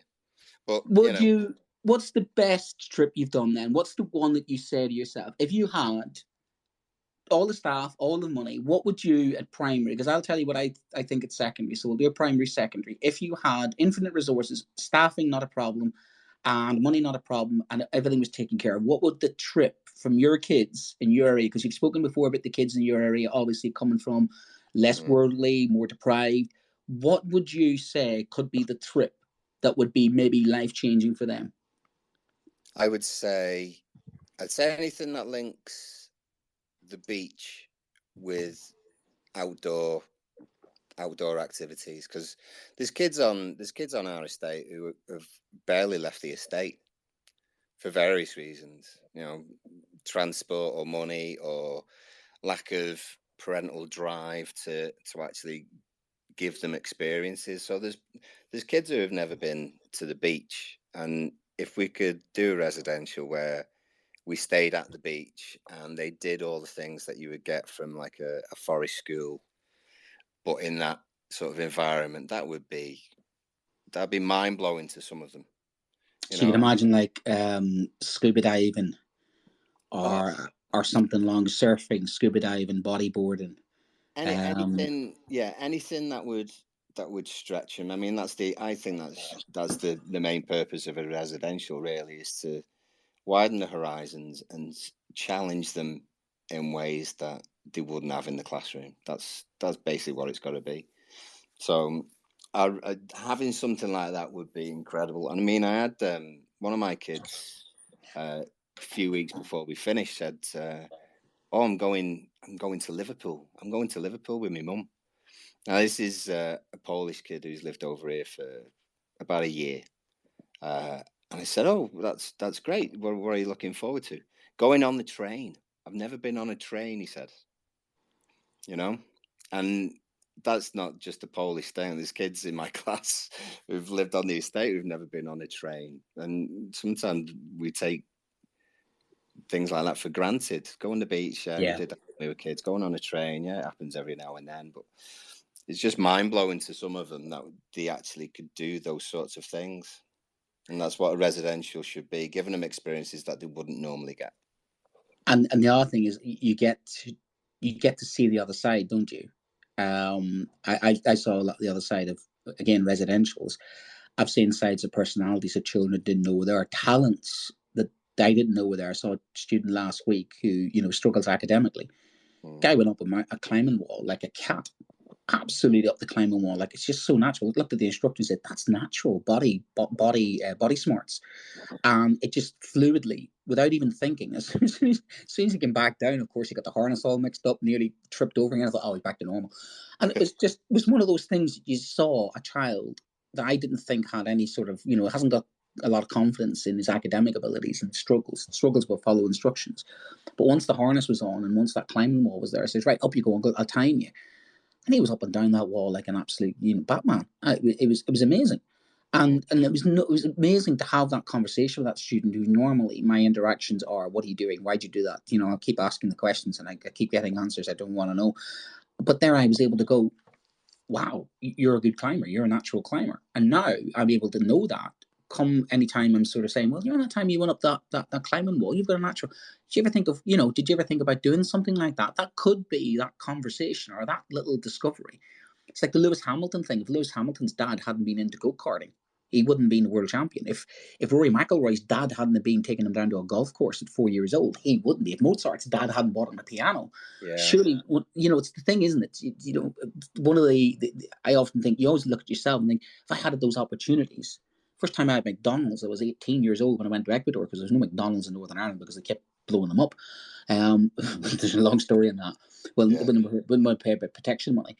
But that's the thing. My first time I got on an airplane was going away, and you think that was the opportunity to open my eyes to the world, and that was done for me. And that's why I've always thought that residentials are one of the most important things that we do as schools.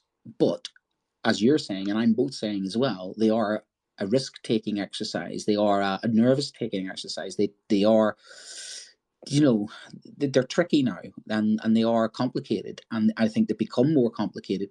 What do you think then, Paul, that some of the children now, you're going to have a disparity. Some children have been to the beach. Some of your children probably have been on holidays abroad.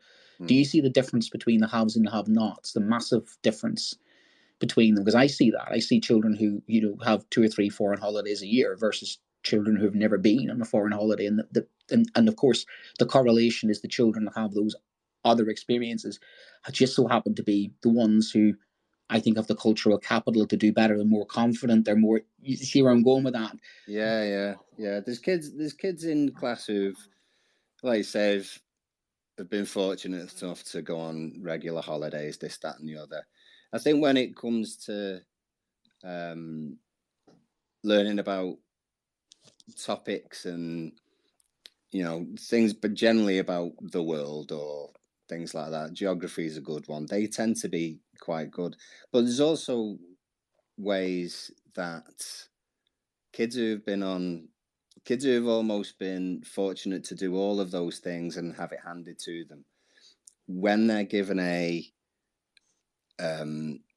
challenge, one that might make them feel a little bit scared or a little bit uncomfortable, sometimes it can work the other way. They're less willing to put themselves out there.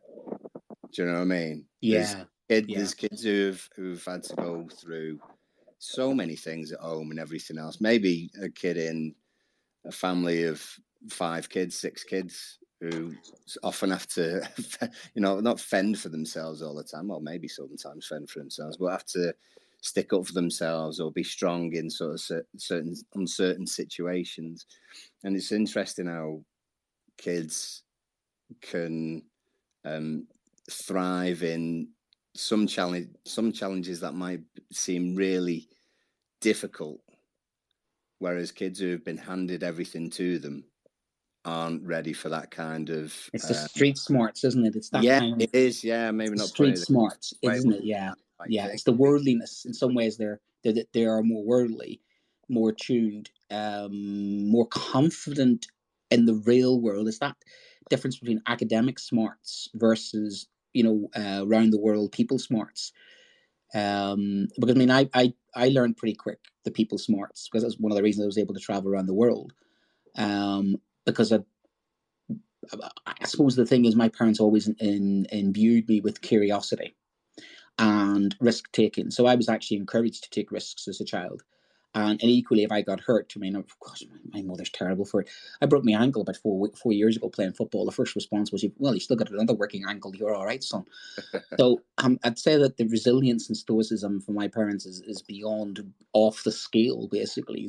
So I'm quite fortunate. And again, my two best friends were the same. We all, as soon as we hit a certain, and that's in our culture, as soon as we hit a certain age, there's people in my village, half of them relocated to New York. And I went to New York, and there I arrived, and I remember 61st in Woodside in Queens. And there was half my class there. It was what's the word for it? It was just assumed that we would go and see the world at a certain age, culturally speaking, because that was that was what we was expected to do. But I was only able to do some of that because of the residential trips I'd been on, because what Adam was saying earlier on, there was a culture of it in our school, a culture of it in our community, a culture of outwardly looking on towards the world, even though we came from which was on paper a deprived background in the situation which we were dealing with, the troubles. But we were still always outwardly looking, still always looking to be educated. And I suppose that's the thing is, my best friend said this to me on my wedding day, and as part of my wedding speech, and he says the worst part about traveling around the world with me was, even when you didn't ask for a geography and history lesson, you just got a geography and history lesson. And I am terrible for it. In other words, I see residentials as a learning opportunity. I've always seen, anytime I travel, as a learning opportunity. I'm taking my children to France. I'm going to be getting them to be speaking French, because I see that as not just a trip to France to sit on a beach or anything. I see it as a learning opportunity, which I think I've carried into education, where I'm pro, wanting to do residentials. But even I, who's pro-residential, has exactly the same niggle of, do I want to run them? No. Do I want the bureaucracy? No. Do I want the responsibility of looking after other people's children? No. Do I want to ring a parent up and say, sorry, your child has just had an accident? Oh my word, it's the worst phone call ever to make, isn't it? Yeah. It's horrible. It's absolutely horrible, isn't it? Yeah. And I don't know whether I don't know whether this was a deliberate link or anything about being worldly and culture or anything, but Miss T is here as well. Oh yes. Oh, is Miss T going to speak? Oh, I think. Hello, Miss T. Hi, how are you? How's Saudi Arabia? Yeah, it's good. I'm back in sunny North Wales for the summer. Oh, whereabouts? I'm literally just outside of Ruthin.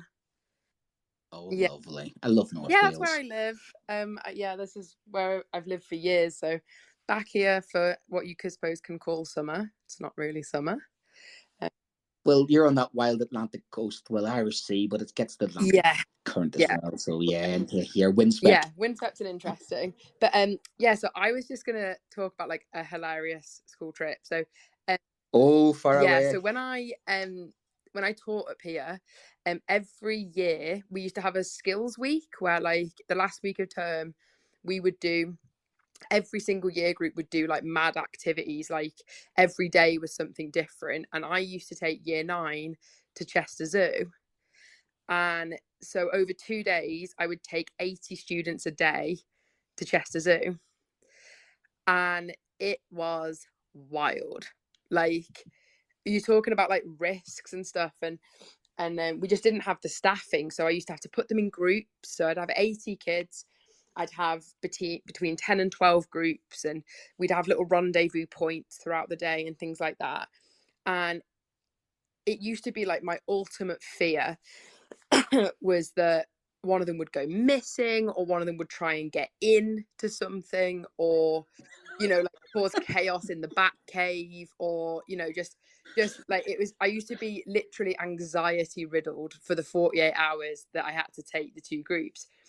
But and we only had one incident over 4 years, and please tell me it's not a lion. It wasn't a lion, thankfully.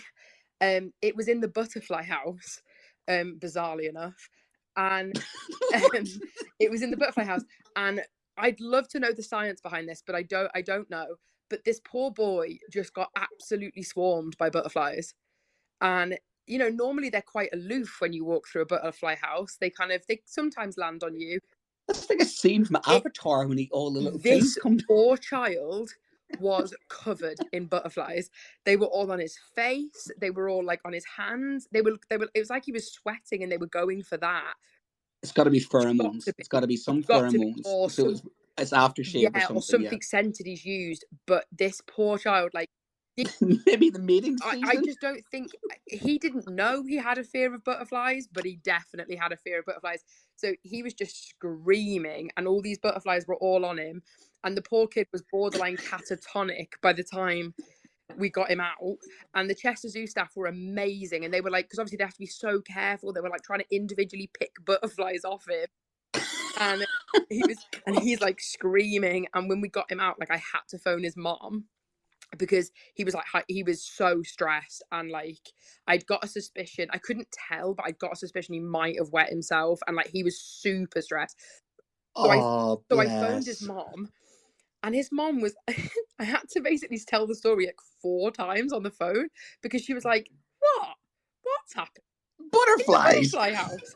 And I was like, listen, I know it doesn't sound that bad. I was like, but it actually was quite traumatic.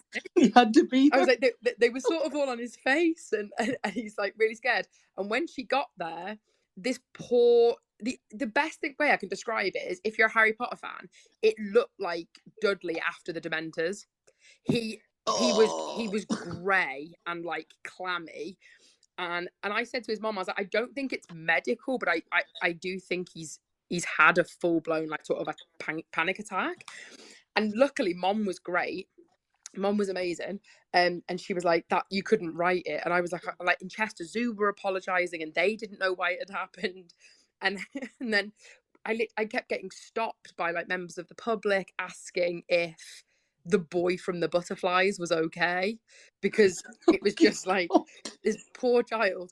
But yeah, I used to just be so stressed that one of them was going to try and get in with a rhino, or just, you know. So look at me this. Paul takes a child and says, no on the top bunk. Child falls off the bottom bunk and has to go to hospital. You take a child to a zoo full of dangerous animals, and he gets accosted by butterflies. Like, and it was mad. But then you guys then said about how like it's so worth it, and like, and it is. Yeah. So I had one of the greatest moments of my life.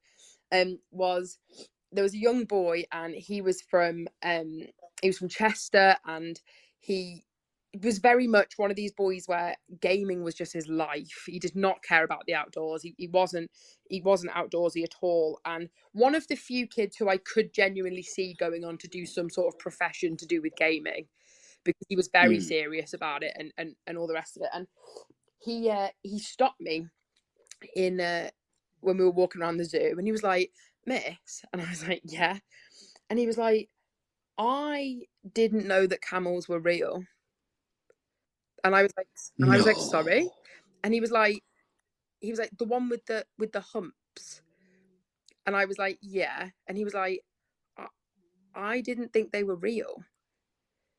He was like, "I thought they were like unicorns." And I was like, "Oh, and what age? Year 9.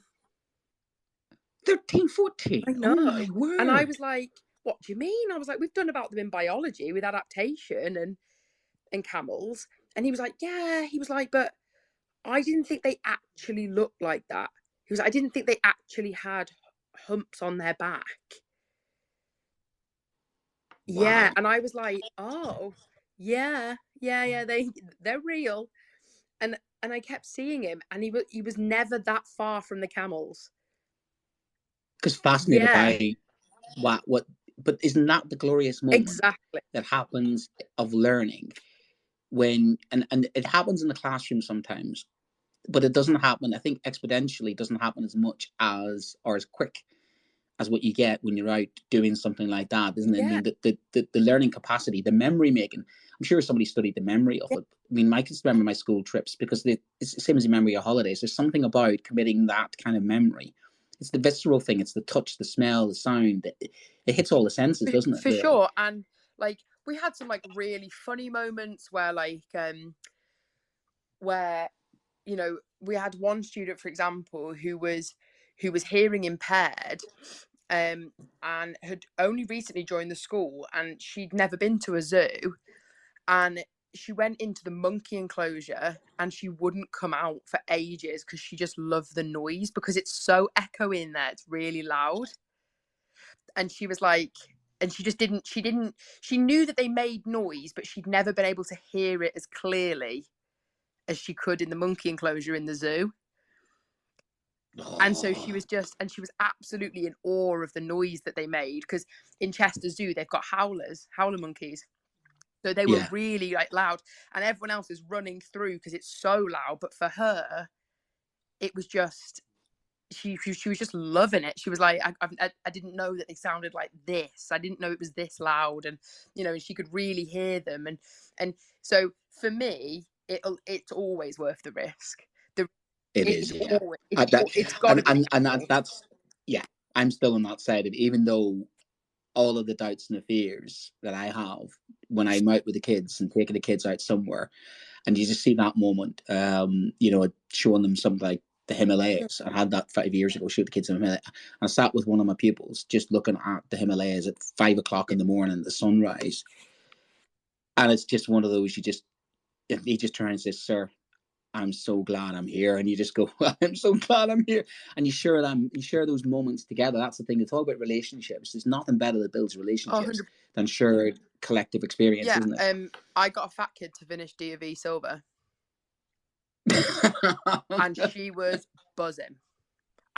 Davey's brilliant, isn't it? Davey is absolutely brilliant. Never, this was the biggest physical challenge she had ever done. And she finished it.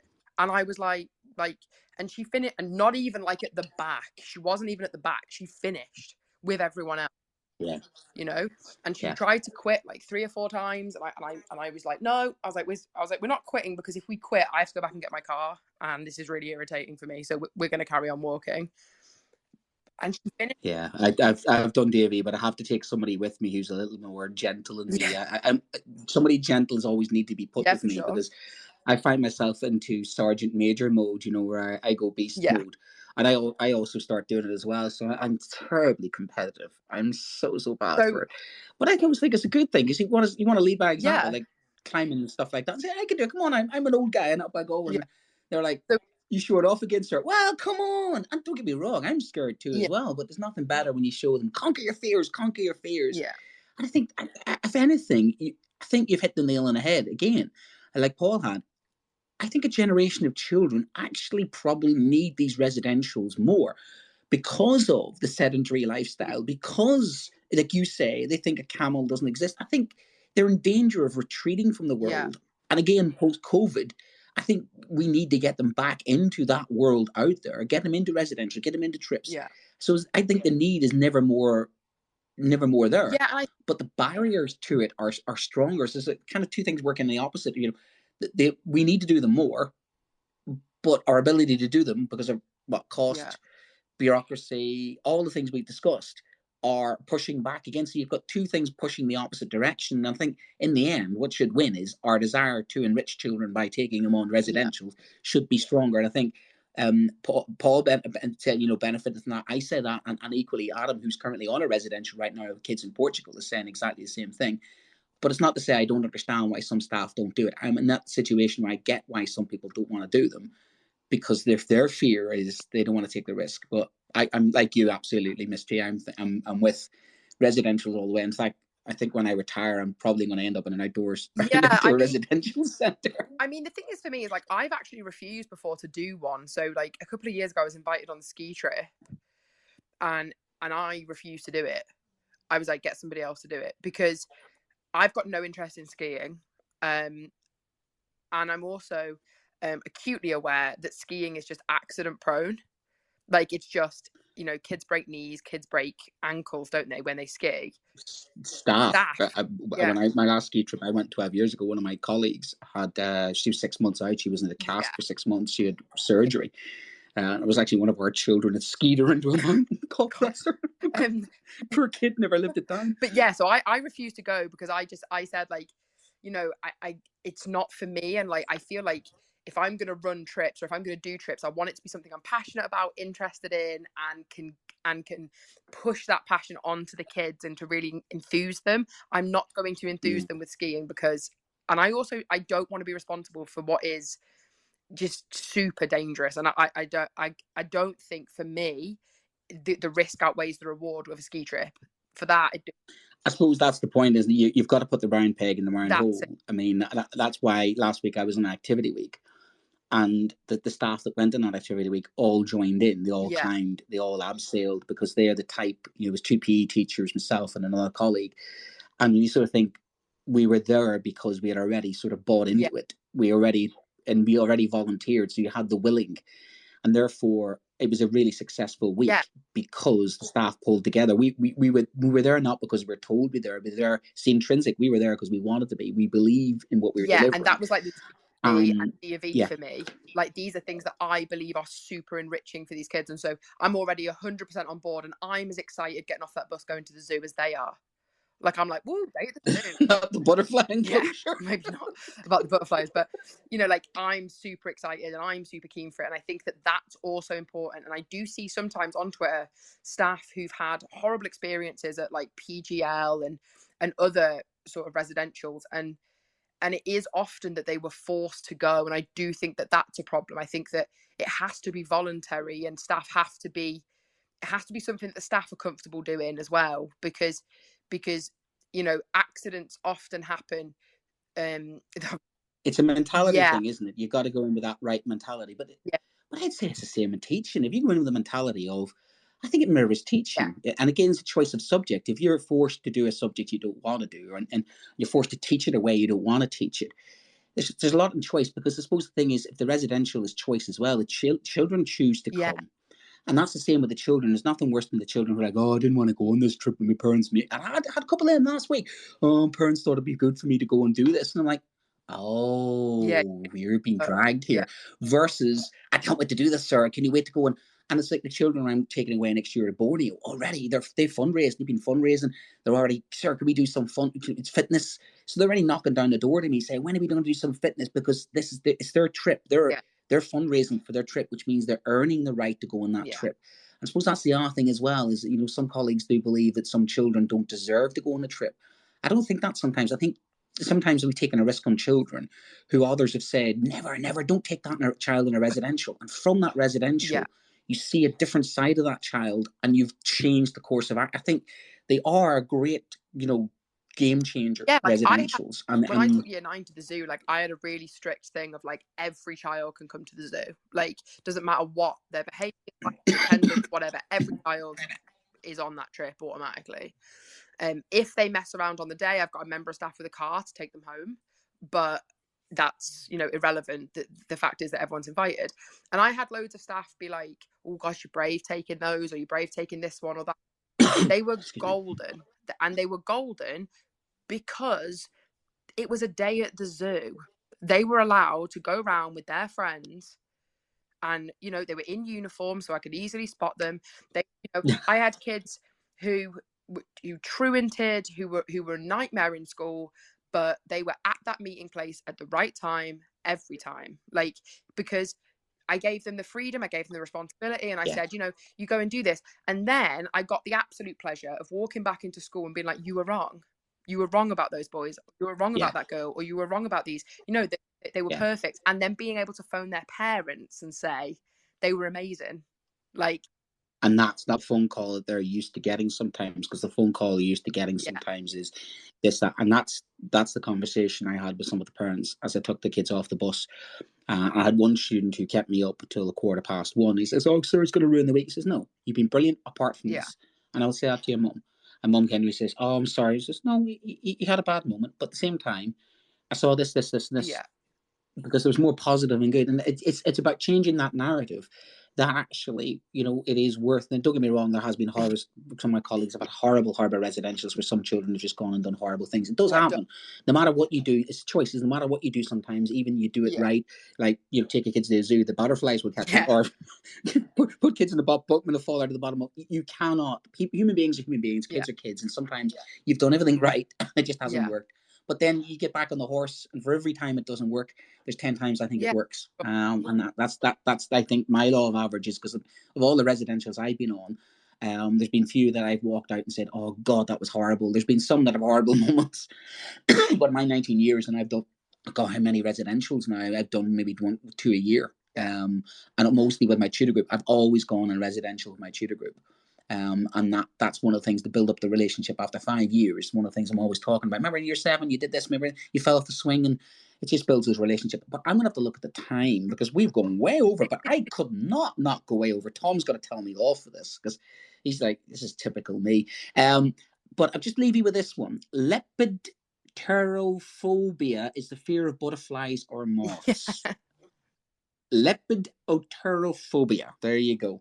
It's the fear of butterflies and moths. If anybody out there has got lepidopterophobia, God bless you. But yeah, thank you, Miss T, and thank you to Paul as well. And thank you for Adam from Portugal. Thank you for Tom for adminning. Don't forget, we are sponsored by Pearson MFL, who of course talk of cultural capital. Languages does brilliant for cultural capital. And again, if we are going to do some residentials abroad, nothing better than taking children on a residential abroad where they actually get to speak a foreign language. Not only do they get to speak a foreign language, they're able to translate it back into their native language, which I think increases their confidence. And that's one of the things that Pearson have tried to do with their new MFL, is try and make the curriculum more accessible and more contemporary. So less of the 1990s stuff and a lot more of the contemporary stuff. So not looking for the horse butchers, but looking for something that is, like, for instance, a lot more relevant to them in these days. So that's Pearson's MFL qualification, ready to go in 2024. Don't forget, you can be a host of us, Teacher Talk Radio.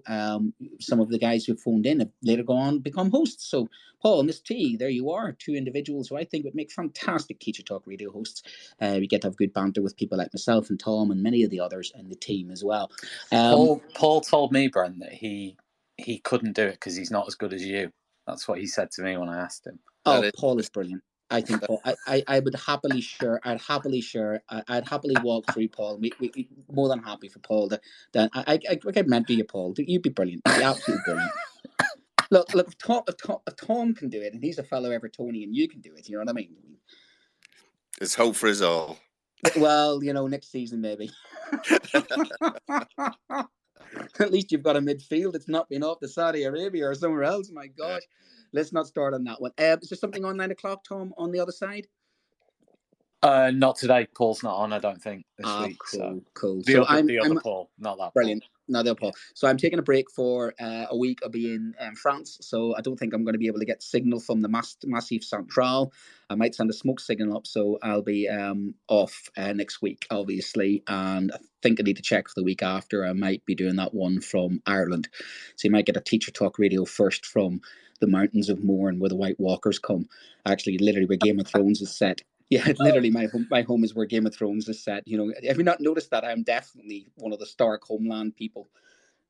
The wild north, that's where I come from. Anyway, so it's been a pleasure. Thanks for listening. And of course, you can listen to any of our Teacher Talk radios on Podbeam, and you can also get us this Twitter space for the next 30 days. And equally, if you are taking a bit of a summer break, you can download any of our stuff and stick it on your old iPlayer or whatever you get. iPod. I got an iPod the other day. I dug it out. I had an iPod from 15 years ago. My music taste has not changed in 15 years. That's all I'm going to say. I've got my old iPod with 7,000 songs on it.